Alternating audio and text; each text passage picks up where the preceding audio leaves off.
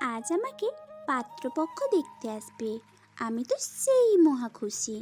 আয়নার সামনে বসে সাজুগুজু করছি।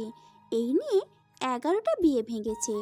এবারেরটা ভাঙলে আর চলবে না। তাই আজ যেভাবেই হোক আমাকে সুন্দর লাগতেই হবে। আমি নীল রঙের একটা শাড়ি পরেছি। আয়নায় নিজেকে ভালো করে দেখে নিচ্ছি। চুলের ভাঁজ ঠিক করেছি। ঠোঁটে হালকা লিপস্টিক। মনে মনে ভাবছি আজ সব ঠিকঠাক হলে আমার জীবন নতুন পথে যাবে। ঠিক তখনই মা রুমে ঢুকলো। সায়রা, কই রে তুই? মুখে হাসি টেনে বললাম, দেখো তো মা, কেমন লাগছে আমাকে। পা থেকে মাথা পর্যন্ত ভালো করে দেখলো। ভ্রু কুঁচকে তাকিয়ে বলল, আম্মু। এসব কি? এত সেজে গুজে আছিস কেন? অবাক হয়ে বললাম আমি, আজ আমাকে পাত্রপক্ষ দেখতে আসবে তাই। মা আমার মাথায় আলতো চাপ দিল। রাগী গলায় বলল, তাতে কি হয়েছে? সব কিছু আগে আগে করে রাখাই তো ভালো, বুঝলে। বিকালে পাত্রপক্ষ এসেছে, কিন্তু আমি এখনো রুমে বসে আছি। কেউ ডাকছেই না। মানে বুঝলাম না, পাত্রকে আমাকে না দেখেই বিয়ে করে ফেলবে নাকি? ঘরের ভেতর পায়চারি করছি আর মনে মনে বলছি, না আর পারবো না রুমে থাকতে। এবার রুম থেকে বের হয়ে কিচেনে গেলাম, কারণ পাত্রপক্ষের সামনে তো আর খালি হাতে যাওয়া যায় না। খুব যত্ন করে শরবত বানিয়ে নিয়ে হাজির হলাম ড্রয়িং রুমে। মা বাবা আমাকে দেখে অবাক হলো। আমার বাবা মায়ের কানে কানে বলল, দেখছো তোমার মেয়ে কতটা নির্লজ্জ, সবার সামনে একা একা এসে হাজির। মা রাগি রাগি মুখ করে বলল, যেভাবে বলছো মনে হচ্ছে এটা আমার একার মেয়ে। তোমার মতোই হয়েছে, ঠিক বাপের স্বভাব, নির্লজ্জ। বাবা এবার হাসি মুখে বলল। আমার মেয়ে সায়রা। আমি সবাইকে চোখ তুলে একবার দেখে নিলাম। ছেলের বাবা মা বোন আরও 2টা ছেলে, কিন্তু কোনটা পাত্র সেটা বুঝতে পারছি না। তখন একটা ছেলের দিকে চোখ গেল, বেশ হ্যান্ডসাম, পরনে সাদা শার্ট। আমি তো প্রথম দেখাতেই ক্রাশ খেয়ে গেলাম। আমি শরবতের গ্লাসগুলো টেবিলের ওপর রাখলাম। আমি এবার সবার উদ্দেশ্যে সালাম দিলাম। পাত্রের মা বলল, বসো মা। আমি মা বাবার পাশে গিয়ে বসলাম। সেই সাদা শার্ট পরা ছেলেটার দিকে তাকিয়ে মুচকি হাসলাম। ছেলেটাও মুচকি হাসলো। ছেলের বাবা জিজ্ঞেস করলো, মা, তুমি এখন কোন ক্লাসে পড়ো? আমি হেসে বললাম, এবার অনার্সে 2য় বর্ষে, কিন্তু 3য় বর্ষে থাকার কথা ছিল। পাত্রের বোন বলল, কেন, কি হয়েছিল? আমি দুঃখ ভরা মন নিয়ে বললাম, আর বললেন না, জীবনটাই আমার বেদনা। কত মানুষের কত নকল করে পরীক্ষায় পাস করে, কিন্তু আমার কপালটাই যে খারাপ, বুঝলেন। এইচএসসি পরীক্ষা দেওয়ার সময় ভাবলাম একটু নকল করি, কিন্তু ভাগ্যক্রমে ধরা পড়ে যাই। সেই কারণেই আমাকে পরীক্ষার হল থেকে বের করে দেয়। পরে ফেলই করি। পাত্রপক্ষ একজন আরেকজনের দিকে চাওয়াচাই করছে। বাবা মা আমার দিকে রাগী দৃষ্টিতে তাকালো। মা এবার হেসেই বলল, আমার মেয়ে কিন্তু পড়াশোনায় খুবই ভালো, এসএসসিতে A+ পেয়েছে। পাত্রর মা বলল, তাহলে এসএসসিতে নকল করার কি দরকার ছিল? আমি বললাম, আসলে আমার খুব শখ ছিল নকল করার, কিন্তু কোনোভাবেই আমার শখ পূরণ হচ্ছিল না, তাই নকল করছিলাম। সাদা শার্ট পরা ছেলেটা বলল, সেই এক্সপেরিমেন্টটা তো আপনি এমনি ক্লাস টেস্ট পরীক্ষাও করতে পারতেন, শুধু শুধু কেন বাস খেতে গেলেন? করেছিলাম ক্লাসে অনেক নকল, কিন্তু কোনো স্যার ম্যাডাম বিশ্বাসই করতো না আমি নকল করে লিখতে পারি। আর সত্যি কথা হলো, আমার বাস খেতে ভালোই লাগে। পাত্রের বোন আমার বানানো শরবতের একটা গ্লাস হাতে নিয়ে চুমুক দিতেই মেয়েটার মুখের রং পরিবর্তন হয়ে গেল। তাড়াতাড়ি মুখ থেকে ফেলে দিল। এটা কি শরবত নাকি অন্য কিছু? লবণে ভরা। আর কেমন হলুদের গুঁড়ার মতো স্মেল আসছে। আমি বললাম, ওহ তাহলে মনে হয় আমি চিনির বদলে ভুলে লবণ দিয়ে ফেলেছি আর ট্যাংয়ের বদলে হলুদ দিয়ে ফেলেছি। সরি। হ্যাঁ, মেয়েটা বিরক্ত নিয়ে বলল, হ্যাঁ, বুঝতে পারছি। সবাই চুপ করে বসে আছে। আমি বললাম, আচ্ছা আপনাদের কি আমাকে পছন্দ হয়েছে? আবারও সবাই একে অপরের দিকে চাওয়াচাই করতে লাগলো। বাবা আমাকে বলল, দোহাই লাগে মা, আমার মান সম্মান নষ্ট করিস না। আমি বাবার দিকে কিছুক্ষণ বোকার মতো তাকিয়ে রইলাম। কিছুই বুঝলাম না আমি কিভাবে মান সম্মান খেলাম। এবার ছেলের বাবা বলল, আমরা এই বিয়েটা দিতে রাজি নই। বাকি কথাটা শেষ করতে দিল না। পাশে বসা শুটকোট পরা ছেলেটা তিনি বলল, আমি মেয়ের সাথে আলাদা কথা বলতে চাই। আমি মনে মনে ভাবলাম, ও তার মানে এটা পাত্রপক্ষ। তাহলে আমি এতক্ষণ ভুল ভেবেছিলাম। থাক, সমস্যা নেই। ওইটার থেকে এই ছেলেটা একটু বেশি সুন্দর। আমার বাবা বলল, হ্যাঁ হ্যাঁ, ওরা কথা বলুক, তারপর না হয় আমরা সিদ্ধান্ত নেব। আমি আর ওই ছেলেটা দাঁড়িয়ে আছি ছাদে। ছেলেটাকে খুব ভালোভাবে পরখ করছি। খুব সুদর্শন দেখতে, বেশ লম্বা সুঠাম দেহের অধিকারী, চুলগুলো পরিপাটি, চাপ দাড়ি, গায়ের রংটা তেমন সাদা না, শ্যামলা রঙের। থাক, সমস্যা নেই।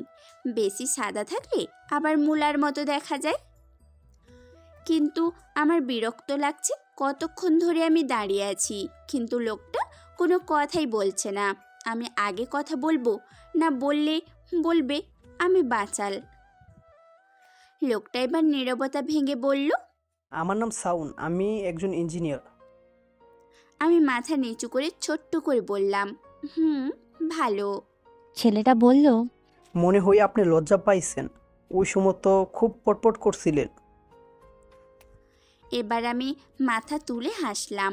বললাম, লজ্জা পাচ্ছি না, আসলে একটু ভালো সাজার চেষ্টা করছিলাম তো। আসলে এবার বিয়েটা হয়ে গেলে খুব ভালো হতো। কেমন ভালো হতো? আপনি আমার 1 ডজন। 1 ডজন মানে? এই পর্যন্ত 11টা ছেলে আমাকে দেখে গেছে, কিন্তু কেউ আমাকে পছন্দই করেনি। আপনাকে নিয়ে 12 জন, তার মানে 12টির সমান 1 ডজন। হিসাব না বুঝলে খাতা নিয়ে আসি। শাওন আমার কথা শুনে টাসকে খেয়ে গেল। শাওন বলল, না না, খাতা আনতে হবে না, হিসাব নিকাশ আমি একটু একটু পারি। ও পারেন? আমি ভাবলাম আপনিও বোধহয় আমার মতো অঙ্কে কাঁচা। শাওন বলল, আপনি তো দেখতে মাশাল্লাহ, কিন্তু এতগুলা বিয়ে ভাঙার কারণ কি? বেশিরভাগ বিয়ে ভেঙে বলেছে আমি নাকি বেশি কথা বলি, বাচাল তাই। আরেকটা বিয়ে ভাঙার কারণ, ছেলেটা ছিল কালোর কালো, জন্মের কালো। পরে আমি ছেলের মাকে বললাম, আন্টি, এর থেকে গর্জিয়াস কোনো কালারের ছেলে নেই? ও মা, মহিলা আমাকে পাগল বলে চলে গেল। বলেন আমি কি ভুল বললাম? বলেন। না না, আপনি কোনো ভুল করেননি, পাগল তো ওরা ছিল। শুনেন না, আমাকে আপনি বিয়েটা প্লিজ করে নিন। শাওন বলল, আপনি বলুন, বিয়ে পাগল হওয়া কারণটা কি? আপনি ভুল করলেন। এখানে পাগল হবে না, পাগলি হবে। আপনি মনে হয় ব্যাকরণে কাঁচা। শাওন আমার কথা শুনে বড় করে শ্বাস নিল। হ্যাঁ বুঝেছি, এখন বলেন বিয়ের পাগল হওয়ার মানে কি? আর বললেন না, আমার বান্ধবীরা আমাকে বলে আমার কপালে নাকি ভালো জামাই জুটবে না, কমপক্ষে 2 ডজন বিয়ে ভাঙবে। কিন্তু না, আমি দেখিয়ে দিতে চাই 1 ডজনে আমার বিয়ে করে ফেলবো। প্লিজ আপনি আর 1 ডজন হয়ে যান। শাওন গলা পরিষ্কার করে বলল, প্লিজ 1 ডজন 1 ডজন বলবেন না, নিজেকে ডিম ডিম মনে হই। আমি আড়ষ্ট গলায় বললাম, আপনি বুঝি ডিম পছন্দ করেন না? না, ডিম আমার ভালো লাগে না।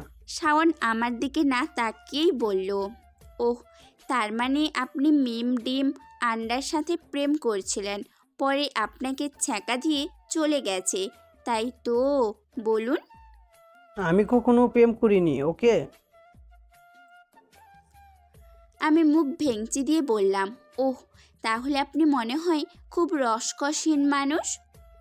শাওন আমার দিকে তাকিয়ে বোকা বোকা মুখ করে বলল, আচ্ছা, আপনি যে এত ফালতু পেঁচাল পারেন, আপনার মুখ ব্যথা করে না? ও মা, মুখে ব্যথা করবে কেন? আর কথা বললে যে অনেক উপকার হয়, জানেন না আপনি? শোনেন, কথা না বললে মানুষ বলবে মেয়েটা অহংকারী, কথা বলে না। আর ভাষা হলো মনের ভাব প্রকাশের সহজ উপায়। আপনি বলুন, আল্লাহ আমাদেরকে মুখ কেন দিয়েছে? অবশ্যই কথা বলার জন্য, তাই না? আচ্ছা, আপনার নামটা যেন কি, ভুলে গেছি।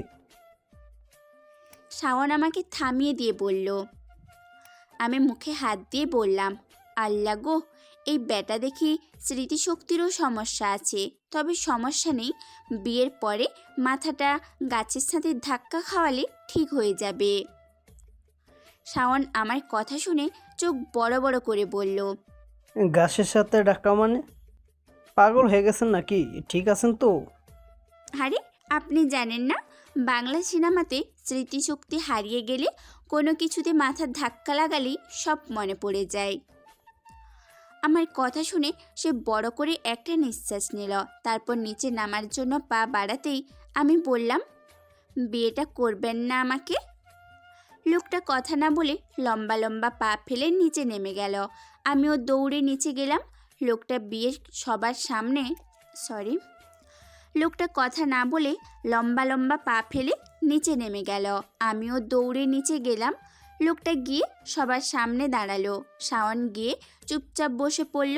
শাওনের বোন মুখ কুঁচকে বলল, ভাই, বিয়েটা করিস না।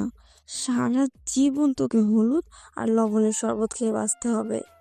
অপর পাশ থেকে তার মা বললেন, শাওন, না করে দে। মেয়েটা পাগল, আমাদেরকেও পাগল বানিয়ে ছাড়বে।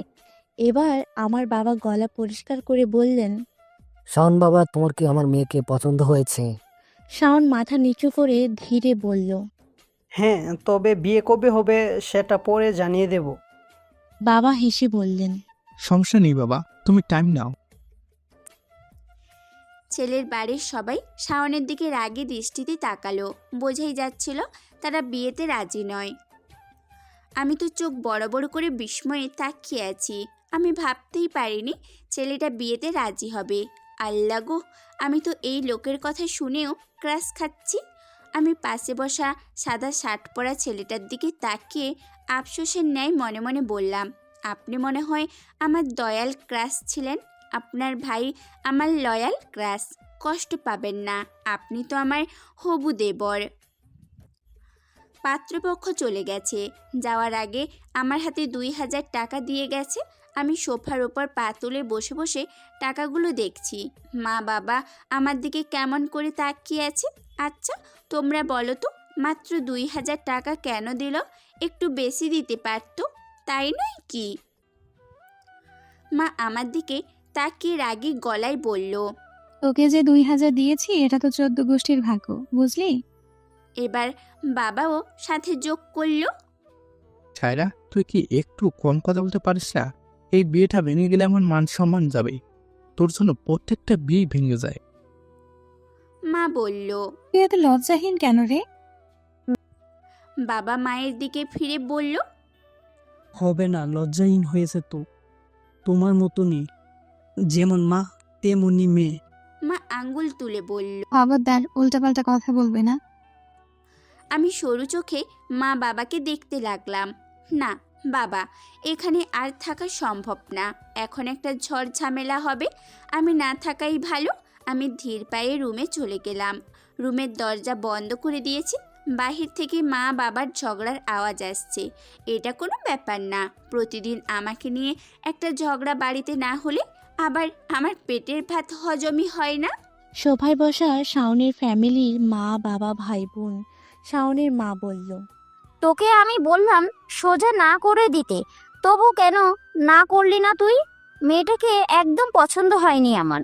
শাওন এবার সোজা হয়ে বলল, আগে সাইরাকে ভালো করে চিনে নেই।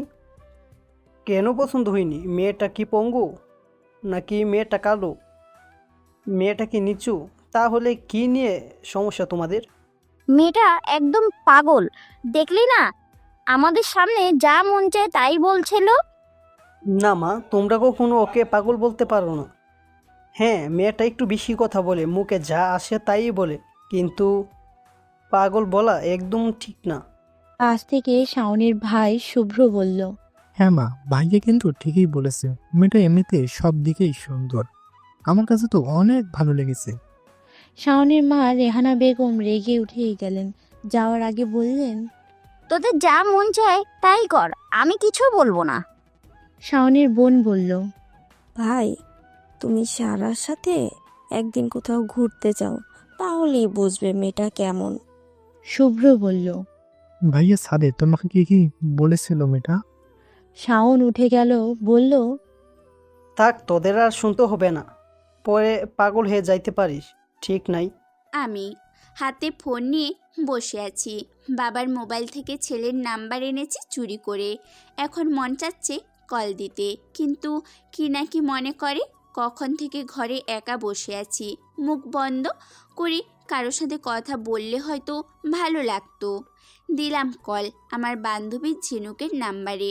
একবার কল হলো কিন্তু ধরলো না। আবার দিলাম কল, এবার কল ধরলো। ওপাশ থেকে কল ধরে ঘুম ঘুম কণ্ঠে বলল, কে আপনি? আমি বিরক্ত হয়ে বললাম, তোর জামাই শালি। ঝিনুক আবারও বলল, এসব কি বলছেন? মেয়ের কণ্ঠ আমার জামাই হয় কিভাবে? আমি বিরক্ত নিয়ে বললাম, আমি সাইরা। ঝিনুক বলল। ও, তুই কেন কল করছিস? এখন কয়টা বাজে দেখছস?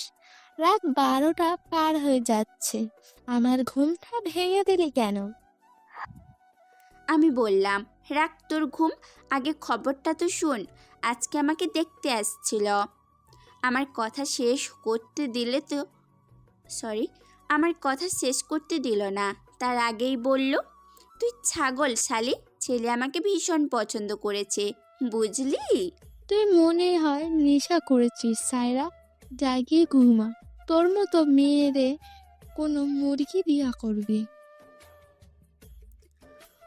আমি রাগে বললাম, অপমান করবি না বলে দিলাম, যা তোকেই সবার প্রথম দাওয়াত দিব। এবার কল রাখ আর তুই ঘুমা। বলেই কল কেটে দিল ঝিনুক। না, ঝিনুকের সাথে কথা বলেও ভালো লাগলো না, অন্য কারোর সাথে কথা বলতে হবে।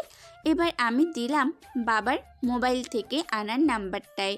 কল দিতে ওপাশ থেকে কল রিসিভ করলো। আমি মিষ্টি গলায় বললাম, হ্যালো। ওপাশ থেকে বলল, কে আপনি? আমি বললাম, আজ আমাকে পাত্রী হিসেবে দেখে গেলেন, আমি সেই মেয়ে।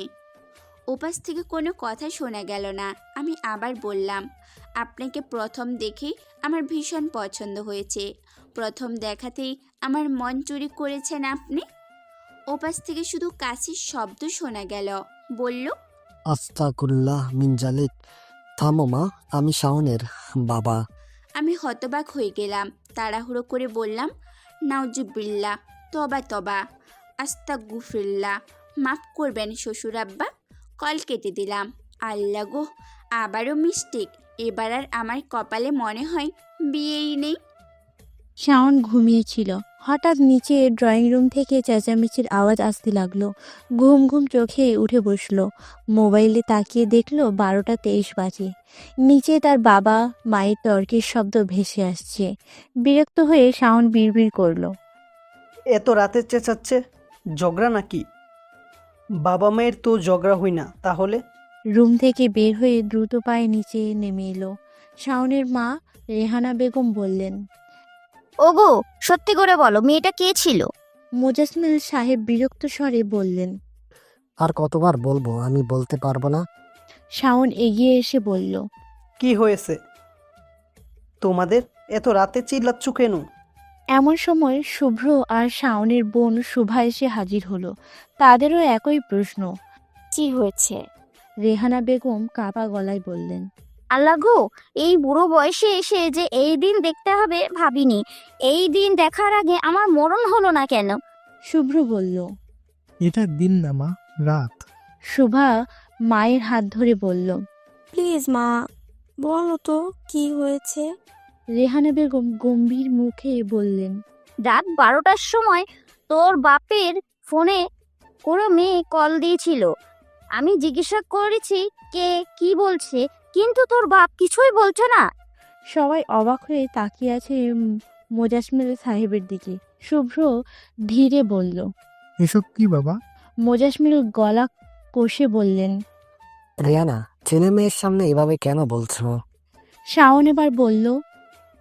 তাহলে বাবা সব বলে দাও, তাহলেই তো শেষ। মোজাসমেল বুঝলেন আর লুকিয়ে লাভ নেই।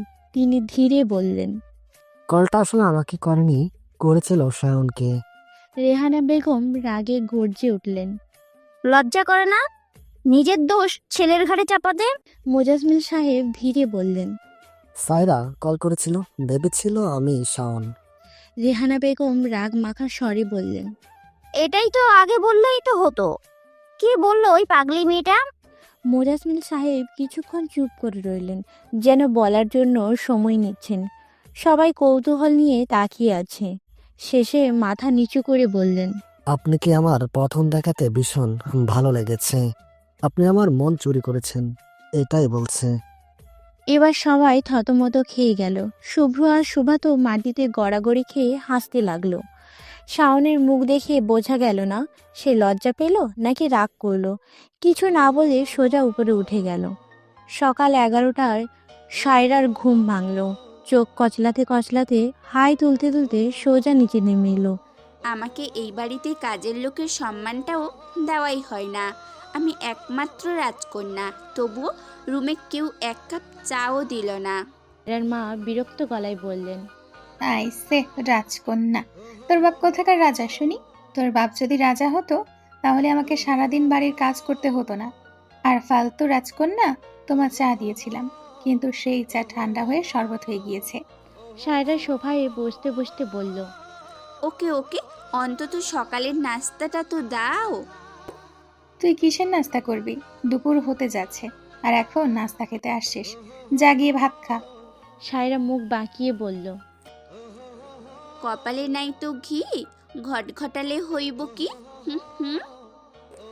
মা বললেন। শাওন কল দিয়েছিল। শাওনের নাম শুনে সায়রা উৎফুল্ল হয়ে উঠল। কি বলেছে গো? বলেছে তোর সাথে দেখা করতে চাই। সায়রা খুশিতে চোখ বড় করে বলল। কখন করব? টাইম কখন বলল? সময়ের কথা বলেনি, বললো তোকে মেসেজ করে জানিয়ে দিবে। সায়রা আর এক মুহূর্ত সময় নষ্ট করলো না, দৌড়ে আবার উপরে উঠে গেল। গিয়েই নিজের মোবাইলটা হাতে নিয়ে দেখলো শাওন মেসেজ করেছে, দেখা করার জন্য, সাথে টাইম এবং জায়গার নামও বলে দিয়েছে। সায়রা খাওয়া দাওয়া করে রেডি হয়ে গেল।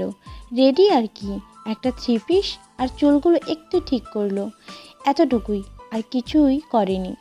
আয়নার সামনে দাঁড়িয়ে বলল। সাইরা রে, তোরে যে কত সুন্দর লাগতাছে। তখনই রুমে সায়রার মা প্রবেশ করলো, বলল। নিজেকে নিজে যে কেউ প্রশংসা করে সেটাই প্রথম দেখলাম। আর এসব কি পরেছিস তুই? 3 বছর আগের ঈদের জামা পরছস কেন রে? তোর কি জামা কাপড় আর নেই? আর মুখটার মাঝে একটু ক্রিম মাখতে পারতি। সায়রা বলল। তোমার মেয়ে এমনি অনেক সুন্দর, এখন যদি বেশি সাজুগুজু করি তাহলে ওই 1 ডজন আবার হার্ট অ্যাটাক করবে। মা ঘুরকুচকে বলল। 1 ডজন? আবার কি? আরে 1 ডজন মানে 12টি, এখনো হিসাব বোঝো না? মা সায়রার দিকে রাগী দৃষ্টিতে তাকিয়ে আছে, বলল। না বুঝি না, আল্লাহ সব বুদ্ধি তোরেই দিছে। আর একদম উল্টাপাল্টা কিছু করবি না, বলে দিলাম। সায়রা বাঁকা চোখে চেয়ে হাসলো তার মায়ের দিকে, বলল। তোমার মেয়ের মতো ভালো মেয়ে একটাও খুঁজে পাবে না, বুঝছো? বলেই সায়রা বের হয়ে গেল। রিক্সা করে যাচ্ছে সায়রা, সাথে তার বেস্ট ফ্রেন্ড ঝিনুক। ঝিনুক বলল। আমাকে নেওয়ার কি খুব দরকার ছিল? তোরা কথা বলবি বল, আমাকে কেন শুধু শুধু কষ্ট করাচ্ছিস? সায়রা বলল। তুই আমার একমাত্র বেস্ট ফ্রেন্ড, তোকে না নিলে এই দুনিয়া অশুদ্ধ হয়ে যাবে। হ্যাঁ, হ্যাঁ বেস্ট ফ্রেন্ড, তাও আবার ব্ল্যাকমেল করা বেস্ট ফ্রেন্ড। ঝিনুক হলো একটা শান্তশিষ্ট মেয়ে, না পছন্দ করে বেশি কথা বলতে আর না দুষ্টামি। ঝিনুককে একটা ছেলে গোলাপ দিয়ে প্রপোজ করেছিল, সেই প্রপোজ একসেপ্ট করেনি, কিন্তু সেটার ছবি উঠিয়ে রেখেছিল সায়রা। সে ছবি এডিট করে ছেলেটার জায়গায় ঝিনুককে বসিয়ে দিয়েছিল, মানে বুঝিয়েছিল ঝিনুক ওই ছেলেটাকে প্রপোজ করেছে। সেই ছবি ঝিনুককে দেখিয়ে সায়রা বলেছে, যদি আমার সাথে বেস্ট ফ্রেন্ড না করিস তাহলে পুরো ভার্সিটিতে দেখিয়ে দেব, আর বড় কথা হলো আমি তোর মা বাবাকে দেখিয়ে দেব। বেচারি ঝিনু সেই থেকে এই পাগলি সায়রার পেঁচাতে পড়েছে। রিক্সাটা গিয়ে থামে একটা রেস্টুরেন্টের সামনে। তারা দুজন নেমে ভেতরে গিয়ে দেখলো শাওন নেই। সায়রা বলল, এইসব লোকেদের আমার ভালো লাগে না, সময়ের মূল্য নেই এদের কাছে। ঝিনুক বলল, জি, তোকে কয়টায় আসার কথা বলেছিল? সায়রা বলল। বিকেল 4টায়। ঝিনুক রাগে দাঁত খিচিয়ে বলল, এই গাদি, সেটা আগে বলবি না? এখন দুপুর 1:30 বাজে। সায়রা দাঁত খিলখিল করে হাসলো, বলল, আসলে বেশি এক্সাইটেড ছিলাম তাই গুলিয়ে ফেলেছিলাম। আল্লাহ গো আল্লাহ, তুমি আমারে এরকম একটা গরু কেন দিলাম? ইচ্ছে রাস্তায় কুকুরও ভালো আছে। সায়রা বলল। শুক্রিয়া আদায় কর, আমার মতো একজনকে পেয়েছিস। ঝিনুক কাঁদো কাঁদো মুখ নিয়ে বলল, হ্যাঁ তুই ঠিক বলছিস, এতই শুক্রিয়া আদায় করছি যে এখন আমার খুশিতে কাঁদতে মন চাচ্ছে। টিস্যু এনে দিব? ঝিনুক বলল। দোহাই লাগে বোন, মুখটা একটু বন্ধ করে রাখ। এসব অসম্ভব কথা বলিস না, চল যাই। ঝিনুক সরু চোখে বলল, কোথায় যাব? এখানে বসে লাভ নেই, চল পাশের একটা পার্ক আছে সেখানে বসে ঘুরে আসি। ঝিনুক বলল, যেতে পারি, তবে সেখানে গিয়ে কোনো ঝামেলা বাঁধাবি না। তারা দুজন পার্কে ঢুকে গেল। চারিদিকে ছেলে মেয়ের জোড়া ছাড়া কিছুই দেখতে পাচ্ছে না। সায়রা বলল, ঝিনুক, এখানে খুব বেশি সবুজ ঘাস ছিল, কিন্তু আজ কম কম লাগছে, তাই না? ঝিনুক বলল, হ্যাঁ ঠিকই বলছিস, কিন্তু কেন? আসলে এখানে মানুষ রূপে কবুতরের জোড়াগুলো আসে, তারা সব ঘাস খেয়ে ফেলেছে। ঝিনুক সায়রার দিকে তাকিয়ে বলল, এসব অদ্ভুত কথা পাস কোথায় তুই? আমার মস্তিষ্কে 4-5টা ডেলিভারি ম্যান আছে, তারা এসে আমার হাতে দিয়ে যায়। ঝিনুক বিরক্ত নিয়ে বলল, তোর সাথে কথা বলা মানে ফালতু। অনেকক্ষণ ধরেই তারা হাঁটছে পার্কে, আর সায়রা ফালতু বকবক করে যাচ্ছে। সায়রা এবার বলল, দোস্ত, আমার এভাবে না আর ভালো লাগছে না, কিছু একটা করতে হবে, বুঝলি তো? দোহাই তোর কিছু করিস না, তোর কিছু করা মানে আবার বিপদ। সায়রা বলল, আইডিয়া, কোনো বিপদ হবে না, দেখ কি করি। বলেই সায়রার সামনে গাছের নিচে বসে প্রেম করতে থাকা ছেলে মেয়ের দিকে গেল। গিয়েই সায়রা কাঁদো কাঁদো মুখ করে ছেলেটাকে বলল, ওগো, তুমি আমার সাথে কেন এমন করলে? মেয়েটা উঠে বলল, আপু, আপনার কি হয়েছে? তুমি আমার সাথে 15 বছর প্রেম করে বিয়ের স্বপ্ন দেখি আরেকটা মেয়ে নিয়ে পার্কে, ছিছি। মেয়েটা ছেলেটার দিকে তাকিয়ে বলল। পলাশ, মেয়েটা যা বলছে তা কি সত্যি? ছেলেটা বলল, বাবু, বিশ্বাস করো, সব মিথ্যা কথা। এই মেয়েটা মিথ্যা কথা বলতেছে। সায়রা কাঁদার অভিনয় করে বলল, আপনার প্রমাণ চাই, দাঁড়ান প্রমাণ দিচ্ছি। বলেই ঝিনুককে ডেকে বলল, এই তুই বল, এই ছেলে আমার সাথে 15 বছর প্রেম করেছে? ঝিনুক হাঁ করে তাকিয়ে আছে। সায়রা ধমক দিয়ে বলল। কি হলো বলো? ঝিনুক ভয়ে বলল। হ্যাঁ হ্যাঁ। মেয়েটা ছেলেটার গালে ঠাস করে একটা চড় বসিয়ে দিয়ে চলে গেল। ছেলেরা এবার সায়রার দিকে রাগী দৃষ্টিতে তাকালো। সায়রা একটা মুচকি হাসলো ছেলেটার দিকে। সায়রা ওখান থেকে চলে আসতে চাইলে ছেলেটা সায়রার হাত চেপে ধরে বলল, কোথায় যাচ্ছ? তুমি আমার প্রেমটা ভাঙলে, এবার তোমাকেই আমি বিয়ে করব। ঝিনুক ভয়ে কাঁপা শুরু করে দিয়েছে। সায়রা ছেলেটার পায়ে আঘাত করে দৌড়ে চলে গেল। কিছু দূর যেতেই বুঝতে পারলো তার সাথে ঝিনুক নেই। পেছনে তাকিয়ে দেখলো ঝিনুক এখনও ওখানেই দাঁড়িয়ে কাঁপছে। সায়রা আবারও দৌড়ে গিয়ে ঝিনুকের হাত ধরে দৌড়ে চলে আসলো। অনেকটা দৌড়ের পর তারা দৌড় থামিয়ে একটা গাছের নিচে দাঁড়ালো। সায়রা বলল, আহ, এখন একটু মজা লাগতাছে। ঝিনুক বলল, হ্যাঁ ঠিক বলছিস, এতই মজা লাগছে যে আরেকটু হলে পায়জামা নষ্ট করে ফেলতাম। সায়রা বলল, কেন, তোর কি ডায়াবেটিস আছে? ঝিনুক কাঁদো কাঁদো মুখ করে মাথায় হাত দিয়ে বলল, আমি পারি না, আর পারি না, আমি কেন মারি না, আজ রাইলো কি মোরে চিনে না। রেস্টুরেন্টের টেবিলে বসে আছে সায়রা ও শাওন। সায়রা বারবার অস্থির দৃষ্টিতে অন্য টেবিলের দিকে তাকাচ্ছে যেখানে ঝিনুক বসে আছে। কিছুক্ষণ পরেই সায়রা ভ্রু কুঁচকে শাওনকে বলল, আপনি যে আপনার ভাইকে নিয়ে আসবেন সেটা আগে থেকে কেন বলেন নাই? শাওন বিস্মিত হয়ে বলল। কেন, আমার বাইকে নিয়ে এসেছি, তাহলে আপনাদের কি সমস্যা? সায়রা তৎক্ষণাৎ উত্তর দিল, সমস্যা মানে? কিন্তু খুব বড় সমস্যা। দেখুন, ওই যে আপনার ভাই আর ঝিনুক একই টেবিলে বসে আছে। এখন যদি হঠাৎ কিছু একটা মনে হয় তখন তো মহা বিপদ হবে, তাই না? শাওন বিরক্ত হয়ে বলল, কিছু একটা হবে মানে কি সায়রা? কথা কিন্তু বুঝে শুনে বলেন আপনি। সায়রা একটু ইতস্তত করে বলল, মানে আমি বলতে চাইছি, ঝিনুককে আমার মোটেও বিশ্বাস নেই। এখন যদি আমার দেবর মানে আপনার ভাইকে আমার নামে খারাপ কিছু বলে দেয় তখন তো আমার বিষয়টা আর হবে না, সব কিছু ভেস্তে যাবে। শাওন হাঁ করে তাকিয়ে রইল। এই মেয়েকে আর কি বলবে সে? তখনই সায়রা মুচকি হেসে বলল, হাঁ করে থাকবেন না, মাছি ঢুকে যাবে মুখে। বলেই টেবিল থেকে হঠাৎ উঠে দাঁড়ালো সায়রা। শাওন অবাক হয়ে বলল, কোথায় যাচ্ছেন? আপনি বসে থাকেন, আমি একটু গোয়েন্দাগিরি করে আসি। সায়রা ধীর পায়ে হেঁটে গিয়ে ঝুঁকে পড়ল ঝিনুকদের টেবিলের কাছে। পেছন থেকে মনোযোগ দিয়ে শুনতে চাইল ঝিনুক কি বলছে, কিন্তু তখনই ঝিনুকের চোখে পড়ল সায়রা।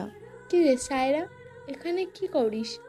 সায়রা জোর করে এক চিলতে অবহেলা হাসি দিয়ে বলল, কিছু না, তোরা কথা বল, আমি যাচ্ছি।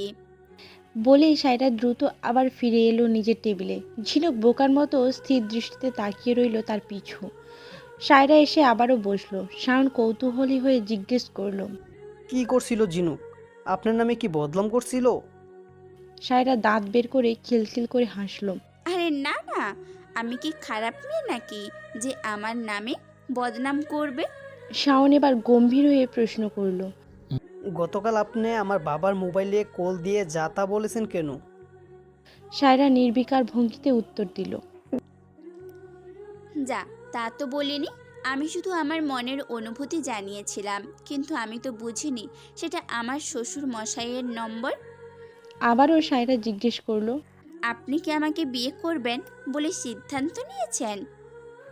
শাওন কিছু বলবে তার আগেই সায়রা মিষ্টি হেসে বলল, থাক, বলতে হবে না, আমি জানি আপনি আমাকেই বিয়ে করবেন। কিছুক্ষণ শাওন বোকার মতো অবাক চোখে তাকিয়ে রইল সায়রার দিকে।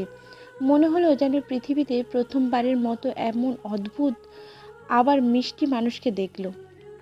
তারপর একটু থেমে কণ্ঠ নরম করে প্রশ্ন করলো, আপনার জীবনের স্বপ্ন কি? সায়রা হেসে উঠল। সে হাসিতে ছিল সরলতার ঝিলিক আর চঞ্চলতার খুনসুটি। আমার জীবনের বর্তমানে মূল লক্ষ্য হলো একটা বিয়ে করা, বিয়েতে ধুম তারকা সাজুগুজু করা, এরপর 15 থেকে 20টা বাচ্চা নিয়ে একবারে কোলাহলময় সংসার বানানো, আর শেষের লক্ষ্য হলো জামাইয়ের মাথা খাওয়া। সায়ন কফি খাচ্ছিল। সায়রা শেষ কথা শুনে হঠাৎ কাঁদতে কাঁদতে প্রায় দম বন্ধ হয়ে যাওয়ার উপক্রম হলো।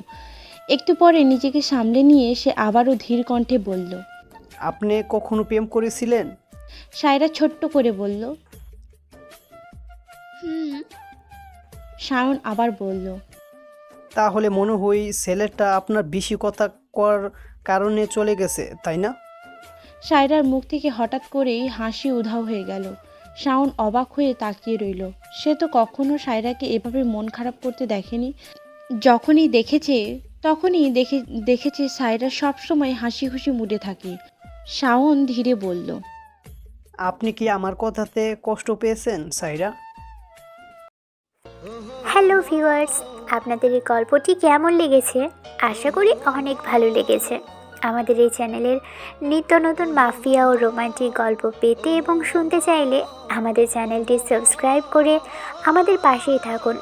আর ভালো লাগলে লাইক কমেন্ট করতে একদম ভুলবেন না।